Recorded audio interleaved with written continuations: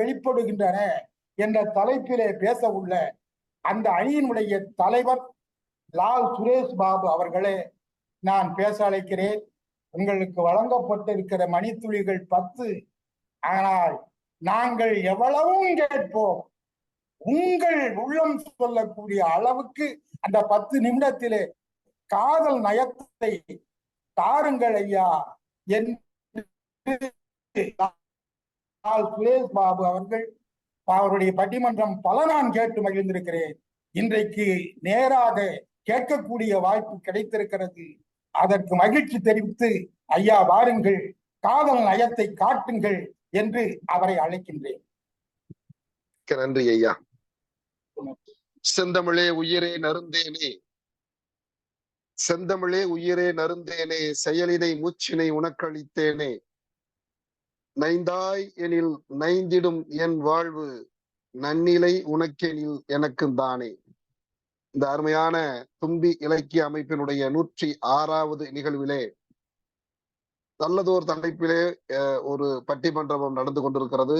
அந்த பட்டிமன்றத்தினுடைய நடுவராக வீட்டிருக்கிற ஐயா அமிர்தலிங்கனார் அவர்களுக்கு என்னுடைய அன்பான வணக்கம். இந்த 3 தலைப்புகளிலும் பேச வந்திருக்கிற இலக்கியவாதிகள், பேச்சாளர் பெருமக்கள் அனைவருக்கும் என்னுடைய நெஞ்சார்ந்த வணக்கத்தை தெரிவித்துக் கொள்கிறேன். இது இணைய வழியிலே என்னுடைய முதல் பட்டிமன்றம். இதுதான் நான் முதலாவதாக பட்டிமன்றத்திலே கலந்து கொள்கிறேன் இணைய வழியிலே. அதற்கு ஐயா ஞான வடிவேலு அவர்களுக்கு தான் நான் நன்றி தெரிவிக்க வேண்டும். ஏற்கனவே ஒரு முறை கேட்டார் இணைய வழியிலே வர முடியுமா என்று. அதற்கு நான் சரியாக பதில் சொல்லவில்லை. இந்த முறை அந்த இதுலயே கேட்டிருந்தார், யாராவது பங்கு பெற ஆசைப்படுறீங்களான்னு. நான் கையை தூக்கிட்டேன், நான் வர்றேன் அப்படின்னு. அதுல காதல் நயம் அப்படிங்கிற தலைப்பை எடுத்துக்கொண்டு பேசலாம் அப்படின்னு ஆசைப்பட்டு சொன்னேன். ஐயா அதுக்கு சம்மதம் தெரிவிச்சாரு. அவருக்கு என்னுடைய மிக்க நன்றியை தெரிவிச்சுக்கிறேன். பட்டுக்கோட்டையாருடைய பாடல்களில் அதிகம் வெளிப்படுவது காதல் நயம். மிக குறைந்த காலமே வாழ்ந்த ஒரு பெருமகனார், 29 ஆண்டுகள் தான் வாழ்ந்தவர். அந்த பெருமகனாருடைய பாடல்களில் திரைத்துறைக்கு ஏற்றவாறு அவர் எழுதிய காதல் நயமிக்க பாடல்களை நான் எடுத்துக்கொண்டு என்னுடைய பேச்சிலே சொல்லலாம் என்று இருக்கிறேன். அதற்கு முன்னதாக கண்ணதாசன் அவரை புகழ்ந்து சொன்ன ஒரு கவிதையோடு ஆரம்பிக்கிறேன். சின்ன வயது மகன், சிரித்த முகம் பெற்ற மகன், அன்னை குணம் படைத்த அழகு மகன், மன்னர் மணிமுடியில் வாழ்ந்திருந்த செந்தமிழை தென்னர் பொருளாக்கி தீங்கவிதை தந்த மகன், வெற்றிலையும் வாயும் விளையாடும் வேளையிலே நெற்றியிலே சிந்தை நிழலோடி நின்றிருக்கும், கற்ற தமிழ் வழிகளிலே கவியாக வந்திருக்கும், அன்னே என உரைத்தால் அதிலோர் சுவையிருக்கும், கழுத்தில் தவழ்ந்து வரும் கைத்தெறியும் துண்டெல்லாம் பழுத்த தமிழ் பாடும் பண்புரைக்கும் வாழ்கவனும், கழுத்தில் தவழ்ந்து வரும் கைத்தெறியும் துண்டெல்லாம் பழுத்த தமிழ் பாடும் பண்புரைக்கும் வாழ்கவனும், கல்யாண சுந்தரனே கண்ணியனே ஓர் பொழுதும் பொல்லாத காரியங்கள் புரியாத பண்பினே என்று கவியரசு கண்ணதாசன் அவருக்கு ஒரு இரங்கற்பாவிலே தெரிவித்த கல்யாண சுந்தரம் பற்றிய இந்த கவிதை தான் எனக்கு முதலாக கல்யாண சுந்தரம் என்கிற கவிஞரை அறிமுகம் செய்த கவிதை. அதற்கு பிறகுதான், இந்த கவிதையை வாசித்த பிறகுதான் கல்யாண சுந்தரனாரை பற்றி நான் தெரிந்து கொள்ள ஆசைப்பட்டு தேடி தேடி அவருடைய பாடல்களை எல்லாம் நான் படித்து தெரிந்து கொண்டேன். மிக அருமையாக தொடக்கத்திலே அம்மையார் ராமலட்சுமி அவர்கள் துள்ளாத மனமும் துள்ளும் என்று ஒரு அருமையான காதல் பாடலைத்தான் பாடி ஆரம்பித்தார்கள். தத்துவ பாடலையோ அல்லது சமத்துவ நெறி கொண்ட பாடலையோ பாடாமல் ஒரு அருமையான காதல் பாடலை பாடி, அது அருமையான படம், கல்யாண பரிசுங்கிற படம் நினைக்கிறேன். அந்த படத்துல வந்த பாட்டு, அது அருமையான பாடல். அந்த பாடலை தான் நான் முதலாவதாக எடுத்து வைத்திருக்கிறேன் பேசுவதற்காக. சோர்ந்த பயிரும் நீரை கண்டால் தோகை விரித்தே வளர்ந்திடும், சாய்ந்த கொடியும் கிளையை கண்டால் தாவி அணைத்தே படர்ந்திடும், மங்க இதயம் நல்ல துணைவன் வரவு கண்டே மகிழ்ந்திடும், உறவு கொண்டால் இணைந்திடும் அதில் உண்மை இன்பம் விளைந்திடும் என்ற அருமையான பாடல். பட்டுக்கோட்டை கல்யாண சுந்தரத்தினுடைய பாடல்களில் காதல் நயம் அதிகம் உள்ளது என்பதற்கான ஒரு அருமையான பாடல். அதற்கடுத்ததாக புதையல் என்கிற படத்திலே அவர் பாடிய அந்த படத்திலே அவர் சந்திரபாபு அவர்கள் அந்த பாடலை பாடியிருப்பார். நல்ல அருமையான பாடல். உனக்காக எல்லாம் உனக்காக, இந்த உடலும் உயிரும் ஒட்டி இருப்பது உனக்காக, எதுக்காக கண்ணே எதுக்காக, எப்பவும் இப்படி எட்டி இருப்பது எதற்காக அப்படின்னு கேட்டுட்டு அடுத்த சரணத்துல ஒரு வரி வரும். இலங்கை நகரத்திலே இன்ப வெள்ளி நீ இருந்தால் இந்து மகா சமுத்திரத்தை இங்கிருந்தே தாண்டிடுவேன் அப்படின்னு ஒரு அருமையான வரி வரும். இதை படிச்சவனே எனக்கு பாரதிதாசனுடைய ஒரு கவிதை தான் நினைவுக்கு வந்தது.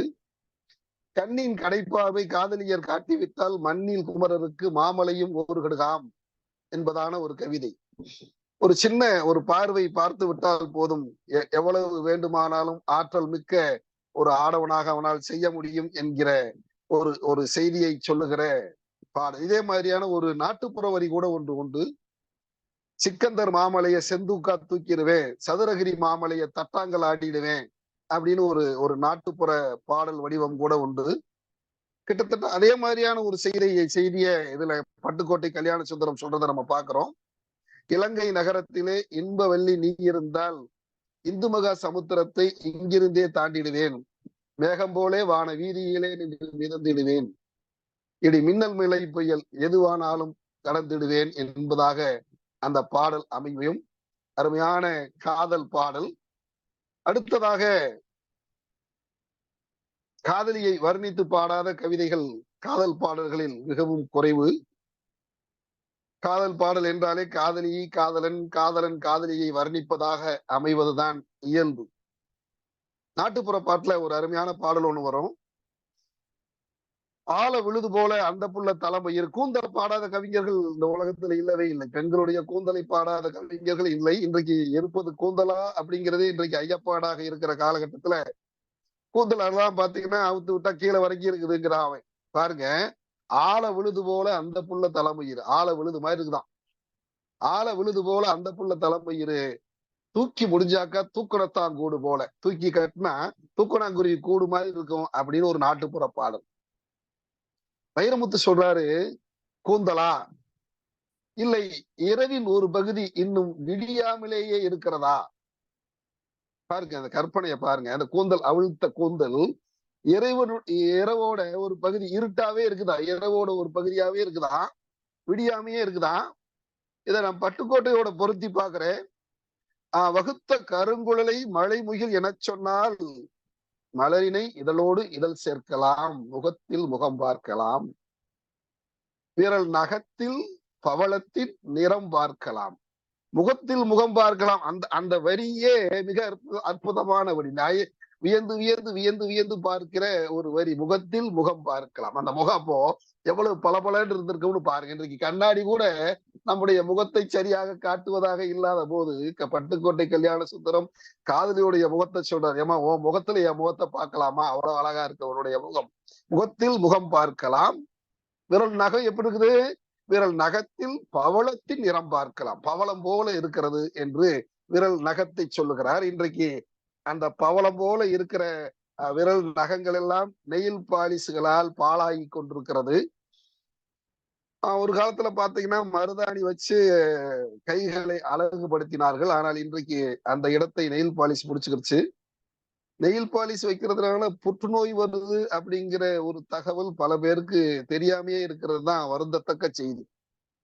மருதாணி உடலுக்கு நல்லது, உடலுக்கு குளிர்ச்சி தரக்கூடிய ஒன்று. இந்த மாதிரியான கோடை காலங்கள்ல வெயில் விரல்ல வச்சுக்கிறது ரொம்ப நல்லது என்பதான ஒரு மருத்துவ குணமிக்க மருதாணியை நம்ம புறந்தள்ளிட்டு ஒரு வேதிப்பொருள் அடங்கிய ஒரு பொருளை நம்ம வச்சிட்டு இருக்கிறோம் அழகுக்கு.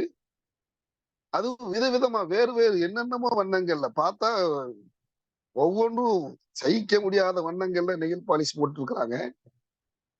இப்போ இந்த சூழல்ல எனக்கு பட்டுக்கோட்டை தான் நினைவுக்கு வருகிறார். விரல் நகத்தில் பவளத்தின் நிறம் பார்க்கலாம். அந்த விரல் நகங்கள் எல்லாம் பவளம் போல காட்சியளிக்கிறது என்று பார்க்கிறோம். அடுத்ததாக நிலவோடு பேசாத காதலர்கள் மிகவும் குறைவு. ஏனென்றால் நிலவுதான் காதலர்கள் ஒருவருக்கு ஒருவர் அந்த நிலவு மூலமாகத்தான் பேசிக் கொள்வார்கள், சந்தித்துக் கொள்வார்கள். தன்னுடைய காதலிய பட்டுக்கோட்டை சொல்றாரு, நிலாவுக்கு தங்கச்சியா நீயே அப்படின்னு கேட்கிறார். வட்ட கருவழி மங்கையே, ஒளி கொட்டும் நிலவுக்கு தங்கையே. இது ஒரு பாட்டுல கல்யாணிக்கு கல்யாணம் அப்படிங்கிற ஒரு படத்துல வருகிற ஒரு பாடல் தான் இந்த பாட்டு. வட்டக்கருவழி மங்கையே, ஒளி கொட்டும் நிலவுக்கு தங்கையே அப்படின்னு, நிலாவுக்கு நீ தங்கச்சி அப்படிங்கிற மாதிரி. இன்னொரு பாட்டுல கேட்கிற போது நிலாவோடு காதலன் பேசுகிற மாதிரியான ஒரு பாடல். என்னருமை காதலிக்கு வெண்ணிலாவே, நீ இளையவளா மூத்தவளா வெண்ணிலாவே. என்னுடைய காதலி மிக அழகானவள், அவளுக்கு நீ இளையவளா மூத்தவளா. ஏதோ நம்ம ஒரு குழந்தைய கூப்பிட்டு அந்த குழந்தைகிட்ட வேலை சொல்றோம்னு வச்சுக்கோங்களேன், அந்த குழந்தைய கொஞ்சிட்டு தங்கமே செல்லம்ல என் செல்லம்ல இந்த வேலையை செய்யடா அப்படின்னா அது ரொம்ப சந்தோஷமா அந்த வேலையை மகிழ்ச்சியோடு அந்த குழந்தை செஞ்சிருக்கும். அந்த மாதிரி இந்த காதலன் நிலாவோட பேசுறான். நிலாவுக்கு ஒரு வேலை சொல்ல போறாங்கிறது பின்னால வருது. முன்னால சொல்றான், நிலாவை பார்த்து நீ சொல்றான், என்னருமை காதலிக்கு வெண்ணிலாவே, நீ இளையவளா மூத்தவளா வெண்ணிலாவே. என்னுடைய காதலிக்கு நீ அக்காவா தங்கச்சியா அப்படின்னு கேட்டுட்டு அவன் சொல்றான், கண்விழிக்கும் தாரகைகள் வெண்ணிலாவே, உன்னை காவல் காக்கும் தோழியரோ வெண்ணிலாவே. உன்னை சுற்றி இருக்கிற அந்த நட்சத்திர கூட்டம் இருக்கிறதே, அது உன்னுடைய தோழியர்களோ என்று கேட்கிறான். சரி, வைக்க வேண்டிய ஐஸ் எல்லாம் வச்சாச்சு. இப்ப அடுத்த என்ன செய்தி சொல்லு. இப்ப நிலா கேக்குது. சரி சரி, சொன்னதெல்லாம் போதும், என்ன சொல்ல வர, நான் என்ன செய்யணும் உனக்கு அப்படின்னு கேட்கிறப்போ அது சொல்றான், இன்னும் கன்னத்தில் காயம் என்ன வெண்ணிலாவே. நம்மெல்லாம் ஆயா வடை சுடுதுன்னு சொன்ன அந்த கரும் பகுதி கவிஞருக்கு நிலாவோட கன்னத்துல இருக்கிற காயம் போல் இருக்கிறது. காதல் இல்லைங்களா, அதனால இந்த காதல் வயத்துல எல்லாமே ஒரு ஒரு மாதிரியா மயக்கமா இருக்கும், கிறக்கமா இருக்கும். எல்லாமே ஒரு அப்படியே மிதப்புலதான் இருப்போமே. அந்த காதல் உணர்வுல பையன் மிதப்புலதான் இருப்பான், அந்த காதலன் மிதப்புலதான் இருப்பான். அந்த நிலாவோட அந்த கரை கூட அவனுக்கு எப்படி தெரிகிறது, காயம் போல் இருக்கிறதாம். அது யாரு பண்ணுன அந்த காயம் அப்படின்னு கேக்குறான். கன்னத்தில் காயம் என்ன வெண்ணிலாவே, உன் காதலன் தான் கிள்ளியதோ வெண்ணிலாவே. உன்னுடைய காதலன் கிள்ளிட்டானோ அப்படின்னு ஒரு ஒரு கேள்வியை கேட்கிற போது நமக்கு ஒரு ஒரு மகிழ்ச்சி, ஒரு நகைச்சுவை உணர்வு, ஒரு நம்மையும் அறியாமல் ஒரு புன்னகை அந்த இடத்துல நமக்கு வருகிறது. இந்த பாட்டு எனக்கு ரொம்ப பிடிச்ச பாட்டு. ஏன்னா எங்களுக்கு கல்லூரியில முதல் ஆண்டு பாடப்பகுதியாக இந்த பாடல் இருந்ததுங்க. மதுரை காமராசர் பல்கலைக்கழகத்துல 1986 87 நான் முதலாம் ஆண்டு படித்தேன். அந்த ஆண்டுல தமிழ் பாடத்துல இந்த பாடல் இடம்பெற்றது. எங்களுடைய பேராசிரியர் நடத்துற போது ஒரு செய்தி சொன்னாரு, பட்டுக்கோட்டை கல்யாண சுந்தரம் நிறைய பாட்டு எழுதியிருக்கிறாரு, இந்த பாட்டை போய் வச்சுக்கிறாங்க அப்படின்னு சொன்னாரு. ஆனாலும் கூட எங்களுக்கு அந்த வயது இல்லைங்களா, அந்த வயதுல இந்த பாட்டு மிகவும் சுவையுடையதாகத்தான் இருந்தது, மிகவும் மகிழ்ச்சிக்குரியதாகத்தான் இருந்தது. அடுத்து சொல்றாரு பாருங்க, கள்ளமில்லா என் வெண்ணிலாவே, ஒரு கள்ளியிடம் இருக்குதடி வெண்ணிலாவே. என்னுடைய இதயம் என்னுடைய காதலிட்ட இருக்குது, அந்த வல்லிதனை நீ அறிவாய் வெண்ணிலாவே. அவளையும் உனக்கு தெரியும், அதை வாங்கி தந்து விடு வெண்ணிலாவே. என்னுடைய இதயத்தை போய் நீ வாங்கிட்டு கொடுத்து. சரி, இப்போ நிலாவுக்கு ஒரு டவுட். நீ சொல்ற, நான் கேட்ட உடனே அவ தந்துருவாளா அப்படின்னு நிலா கேட்கிறது. நீங்க நிலா கேட்கிற மாதிரி கற்பனை பண்ணிக்கிறணும். நிலா கேட்கிற மாதிரி கற்பனை பண்ணிக்கிட்ட உடனே அடுத்த அடியில அடுத்த சரணத்துல சொல்றாரு, கெஞ்சினால் தரமாட்டால் வெண்ணிலாவே. நீ கெஞ்சியெல்லாம் கேட்க முடியாது, அவ தரமாட்டா. கெஞ்சினால் தரமாட்டால் வெண்ணிலாவே, நீ கேட்காமல் பறித்து விடு வெண்ணிலா. கேட்காம பறிச்சுட்டு வந்த. இப்ப நிலாவுக்கு ஒரே திகை, இப்ப என்னடா கேட்காம பறிச்சுட்டு வர சொல்றானே, எப்படா முடியும் அப்படின்ன உடனே அடுத்து சொல்றார், ஏமா அது ஒண்ணும் இல்ல, அது அவ செஞ்ச வேலைதான், அஞ்சிட தேவையில்லை வெண்ணிலாவே, பயந்துராத, இது அவள் தந்த பாடமடி வெண்ணிலாவே. இது அவள் கற்றுத்தந்த பாடம் தான். ஏன்னா என்கிட்ட கேட்காம என்னுடைய இதயத்தை எடுத்துக்கிட்டா. இப்ப என்னுடைய இதயம் அவளிடத்தில் இருக்கிறது, அத தயவு செஞ்சு வாங்கிட்டு தந்துரு என்பதாக நிலாவை தூது விடுகிற ஒரு அருமையான பாடல் எங்களுக்கு பாடப்பகுதியில இருந்தது. பேராசிரியர் சிவனுப்பாண்டியன் ஐயா அவர்கள் தான் இந்த பாடத்தை எங்களுக்கு நடத்தினாரு. மிக அருமையாக பட்டுக்கோட்டை கல்யாண சுந்தரத்துடைய பல தகவல்களை சொல்லி நடத்தின பிறகு பட்டுக்கோட்டை கல்யாண சுந்தரத்துடைய பாடல்களை தேடி பிடித்து படித்து விட்டு ஒரு புத்தகத்தை நான் அவருடைய கவிதைகள் புத்தகத்தை நான் அந்த ஆண்டுகள்லயே நான் வாங்கிட்டேன். அந்த புத்தகங்கள் அந்த புத்தகத்துல இருக்கிற எல்லா பாடல்களையும் கொஞ்சம் கொஞ்சமாக படித்து நிறைய தகவல்களை நான் சேர்த்து வைக்கிற போது உண்மையிலேயே ஒரு அருமையான கவிஞர் தான் என்கிற ஒரு ஒரு செய்தி நமக்கு கிடைத்தது, எனக்கு கிடைத்தது. ஒரு மக்கள் கவிஞர் அப்படின்னு 1951 அவர் திரைப்படத்துக்கு வருகிறார். ஒரு கிட்டத்தட்ட ஒரு 9 ஆண்டு காலம் திரைத்துறையில இருந்து அவருடைய பாடல்கள் எழுதுகிறார். 59 அவர் மறைஞ்சதுக்கு பிறகு 62 வரைக்கும் அவருடைய பாடல்கள் திரைப்படத்துல பயன்படுத்தப்பட்டு வந்திருக்குது. இறந்த பிறகும் கூட அவர் எழுதி வைத்த பாடல்களை திரைத்துறையினர் பயன்படுத்திட்டு வந்திருக்கிறாங்க. மிக அருமையான இவ்வாறான பாடல்களை தந்த பட்டுக்கோட்டை கல்யாண சுந்தரம் அவர்கள் கவிதைகளில் காதல் நயம் அதிகமாக இருக்கிறது என்று நான் ஏன் பேச வந்திருக்கிறேன் என்றால், இந்த தலைப்பிலே இருக்கிற சமத்துவ நெறியாகட்டும் அல்லது தத்துவ நெறியாகட்டும், இது எல்லாமே பட்டுக்கோட்டை கல்யாண சுந்தரம் அவர்களின் காதலினால் விளைந்த பாடல்கள். அந்த புத்தகத்தில் இருக்கிற அனைத்து பாடல்களுமே பட்டுக்கோட்டை கல்யாண சுந்தரம் பாடல்கள் என்று வெளிவந்திருக்கிற அந்த புத்தகத்தில் இருக்கிற அனைத்து பாடல்களுமே காதல் பாடல்களா என்றால் நீங்கள் ஒரு கணம் திகைத்து போவீர்கள். உண்மை அதுதான். ஏனென்றால் இந்த மக்களிடத்திலே அவர் கொண்ட காதல், இந்த உழைக்கும் வர்க்கத்திலே அவர் கொண்ட காதல், இந்த ஒடுக்கப்பட்ட சமுதாயத்திடத்திலே அவர் கொண்ட காதல், அதுதான் அவரை அவ்வாறான பாடல்களை பாட வைத்திருக்கிறது. ஒரு முறை நடந்து போய் கொண்டிருக்கிற போது அவருடைய செருப்பு அறுந்து போகிறது. வேற முடிஞ்சிச்சிங்களா ஐயா? செருப்பு அறுந்து போகிறது. அப்போ ஒரு சின்ன கவிதை சொல்லுகிறார். உருப்பறந்து போனாலும் உள்ளம் கலங்கேன், இந்த செருப்பருந்து போனதற்கா சிந்தை கலங்குவேன் என்றாராம். அருமையான வாழ்க்கை முழுவதும் கவிதை மயமாக வாழ்ந்த கவிஞர் வெறும் 29 வயதைதான் இருந்தது என்பது உண்மையிலேயே வருந்தத்தக்கதுதான். ஐயா நடுவர் ஐயா சொன்னது போல நம்முடைய தவக்குறைவு என்றாலும் கூட அவருடைய பாடல்கள் காலம் காலமாக இந்த உலகத்திலே தமிழ் உள்ளளவும் தமிழன் உள்ளளவும் பாடல்களை விரும்பி கேட்கிற மக்கள் உள்ளளவும் அவருடைய பாடல்கள் நிலைத்து நிற்கும் என்று கூறி, அவருடைய பாடல்களில் அதிகம் வெளிப்படுவது காதல் நயம்தான். ஏனென்றால் அவர் சமுதாயத்தின் மீது கொண்ட காதல் தான் எல்லா பாடல்களுமாக இருக்கிறது என்று சொல்லி இந்த நல்ல வாய்ப்பை தந்த ஐயா ஞான வடிவேல் அவர்களுக்கு நன்றி பாராட்டி அமைகிறேன். நன்றி, வணக்கம்.